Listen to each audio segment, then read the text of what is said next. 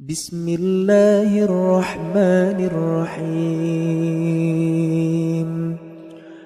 Bismillahirrahmanirrahim. Assalamualaikum warahmatullahi wabarakatuh. Sahabat yang beriman, sholat 5 waktu, subuh, zuhur, asar, maghrib, dan isya adalah kewajiban bagi umat Islam yang telah baligh dan diperintahkan sangat jelas dan tegas.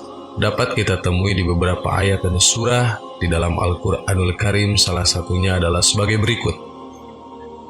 Sesungguhnya sholat itu adalah fardu yang ditentukan waktunya atas orang-orang yang beriman. Quran Surat An-Nisa ayat 103. Sebagaimana yang telah dituturkan oleh baginda Nabi Muhammad SAW, sholat adalah tiang agama. Sholat diibaratkan oleh para ulama sebagai penyanggah dari sebuah bangunan iman seseorang. Maka seseorang yang tidak sholat bisa merobohkan keimanan seseorang. Di samping sholat wajib 5 waktu, kita juga diperintahkan mengerjakan beberapa sholat sunnah. Misal di sepertiga malam terakhir, duha, witir, dan lainnya. Namun walaupun sholat diperintahkan untuk dikerjakan, tetapi tidak semua waktu kita dibolehkan untuk sholat. Ada waktu-waktu tertentu di mana kita dilarang untuk mengerjakan sholat di dalamnya. Baik larangan tersebut terhitung sebagai haram atau makruh. Di dalam fikih Islam ditentukan adanya beberapa waktu di mana seseorang tidak diperbolehkan melakukan sholat di dalamnya. Dalam kitab Safinatun Najah, setidaknya ada 5 waktu yang diharamkan untuk sholat, kecuali yang mempunyai sebab mendahului atau mutaqaddim dan sebab menyertai atau muqarrin. 1. Ketika terbitnya matahari. Waktu haram sholat yang pertama ini dimulai sejak mulai terbitnya matahari sampai dengan meninggi sekira ukuran 1 tombak. Dalam rentang waktu tersebut, kita tidak diperbolehkan melakukan sholat.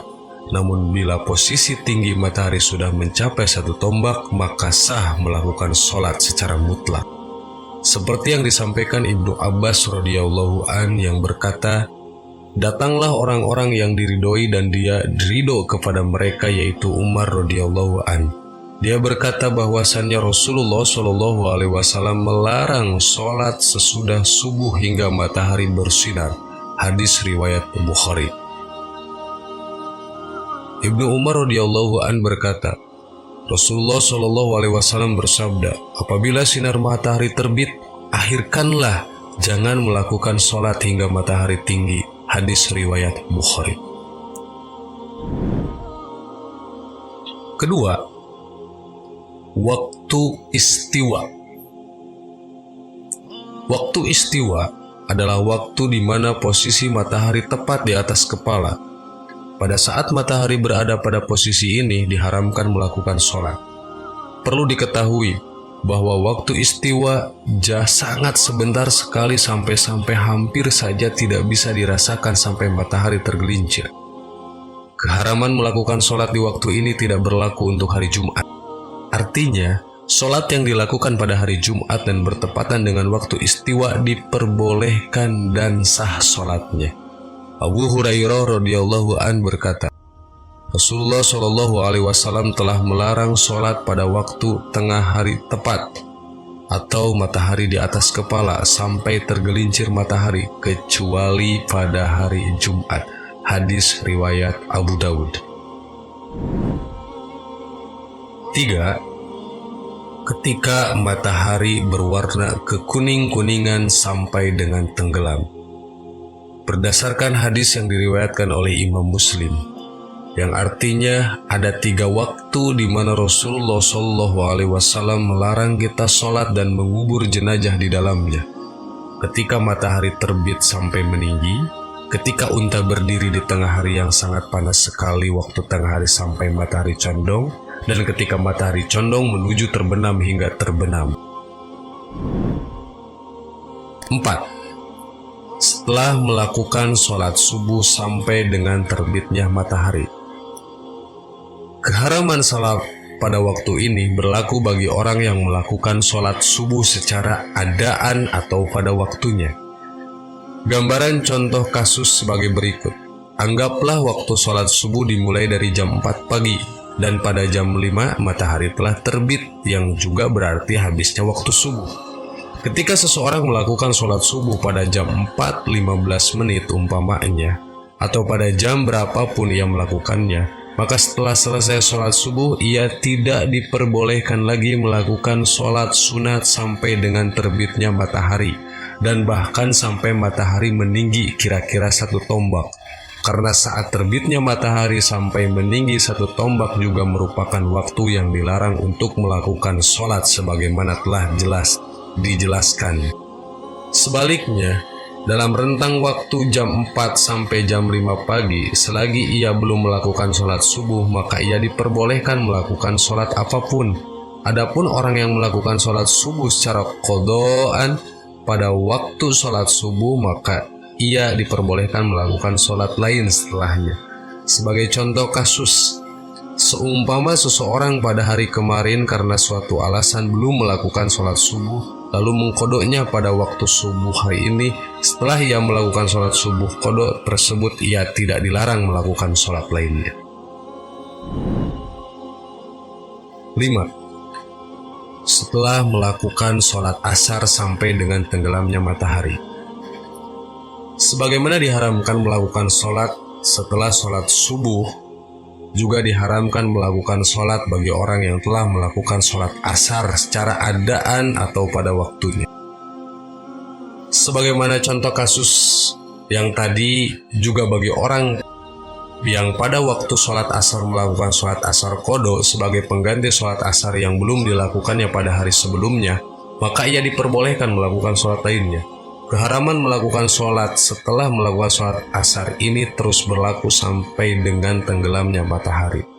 Rasulullah SAW bersabda, "La sholata ba'da subhi hatta tartafi'u samsi, wa la sholata ba'dal asri hatta taghibu samsi." Artinya, tak ada sholat setelah sholat subuh sampai matahari meninggi, dan tak ada sholat setelah sholat asar sampai matahari tenggelam. Hadis riwayat Imam Bukhari. Syekh Muhammad Nawawi Al-Bantani menuturkan bahwa sholat yang diharamkan dilakukan pada kelima waktu itu adalah sholat sunnah yang tidak memiliki sebab yang mendahului dan tidak memiliki sebab yang membarengi. Sebagai contoh adalah sholat tahiyatul masjid. Ini adalah sholat sunnah yang dilakukan karena adanya sebab yang mendahului sholatnya, yakni masuknya seseorang ke dalam masjid. Kapanpun seseorang masuk masjid, ia disunatkan melakukan sholat tahiyatul masjid meskipun pada salah satu dari 5 waktu yang terlarang untuk sholat.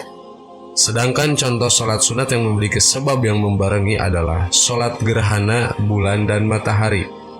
Sholat sunnah ini meski dilakukan berbarengan dengan waktunya bulan dan matahari mengalami gerhana, tidak bisa dilakukan sebelum atau sesudah gerhananya usai. Maka semisal terjadi gerhana pada waktu yang diharamkan untuk sholat, maka tidak haram hukumnya melakukan sholat sunnah gerhana pada waktu tersebut. Dengan kata lain, sholat yang dilakukan atau yang dilarang pada 5 waktu tersebut adalah sholat sunnah mutlak atau sholat sunnah yang memiliki sebab terjadi setelah sholatnya dilakukan. Sholat sunnah mutlak adalah sholat sunnah yang tidak terikat dengan apapun. Ia dilakukan begitu saja tanpa ada sebab tertentu. Sebagai contoh, ketika Anda memiliki waktu luang dan ingin mengisinya dengan ibadah kepada Allah, maka Anda bisa melakukan sholat 2 rakaat atau lebih. Sholat seperti ini disebut sholat sunat mutlak. Kapanpun, dimanapun Anda bisa melakukannya, hanya saja dilarang dilakukan pada kelima waktu tersebut. Adapun sholat sunnah yang memiliki sebab yang terjadi setelah dilakukannya sholat, sebagai contohnya adalah sholat sunnah syafar, yakni sholat sunnah yang dilakukan ketika seseorang hendak melakukan satu perjalanan. Sebab dilakukannya sholat sunnah ini adalah adanya perjalanan yang akan dilakukan. Karena perjalanannya sebagai sebab baru melakukan sholat di 5 waktu tersebut tidak berlaku di tanah suci Mekah. Artinya, di tanah suci Mekah seseorang diperbolehkan melakukan sholat apapun di waktu kapanpun yang ia mau, termasuk di salah satu dari 5 waktu yang diharamkan. Ini berdasarkan kepada sabda Rasulullah Sallallahu Alaihi Wasallam, "La tamna'u ahadun tafa ba'da bihadal baiti wa sholli ayat sya'ati sya'a minal laili aw nahar." Artinya, Jangan kalian larang seseorang bertawaf dan sholat di rumah ini, Ka'bah, kapanpun ia mau, baik siang, malam, maupun siang. Hadis riwayat An-Nasa'i. Demikian 5 waktu haram melakukan sholat. Allahu a'lam bishawab.